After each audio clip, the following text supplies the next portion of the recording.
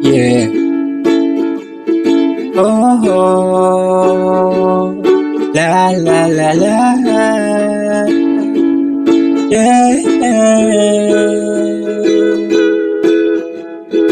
Dapat mong malaman, balanse lahat. Tayong mga tao sa mundo, meron talagang nagkakalat ng kasamaan at kabutihan. Kaya maging mapili ka sa sasamahan, dahil danas ko yan talagang matututunan mong mahalin lahat ng totoo sa'yo. Pag naranasan mong mabigo, maloko, saktan ka ng mga taong ayaw ko naman sa'yo. Kaya kapag nandyan na yung mga tao na gusto sa'yo sasama at ipaparamdam na mahal ka, tanggap lahat kung sino ka pa. Talagang ma-appreciate mo lahat, di ka na magkakalat ng kasamaan, kabutihan sa mundo. Kailangan silang lahat tayo dito sa mundo.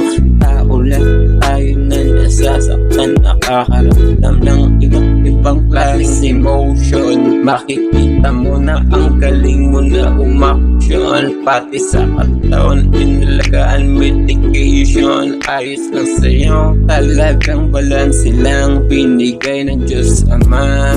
Tumatag ka pa, maging totoo ka sa sarili mo. Alagaan mo ang iyong kalusugan, yan ang kayamanan.